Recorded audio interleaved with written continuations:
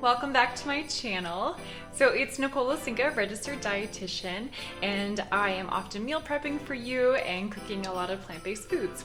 So for this week's meal prep, it's going to be a little bit different because I did a lot of my holiday baking this week. So I wanted to showcase that instead of my usual meal prep. So amongst the holiday baking, I made these wonderful pistachio donuts. So definitely stay tuned and I will show you how I made everything. I've also divided this video into two parts. So today we're going to be making the nice cream recipes and the chocolate bark. Now onto the mint nice cream recipe.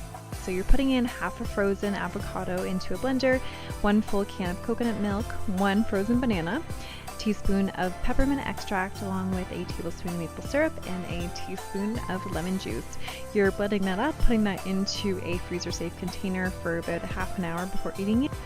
The next recipe we're making today is this delicious chocolate yogurt bark. So you're starting with 1.5 cups of yogurt. You could do Greek yogurt or coconut yogurt, adding 4 tablespoons of cocoa powder and 1 ounce of melted chocolate. So you just mix that up until it's sort of an even consistency, and then you spread that on a baking sheet lined with parchment paper and just spread that out really nicely. And then after you do that, you can add any toppings you like. So I'm adding some frozen pomegranate seeds, a little bit of dried cranberries, and a 1/4 cup of slivered almonds. So you're just placing this mixture in the freezer for 3 hours, and then before you're about to serve it, just break it up with your hands there and serve immediately. Enjoy! The final recipe we're making today is the raspberry banana ice cream recipe.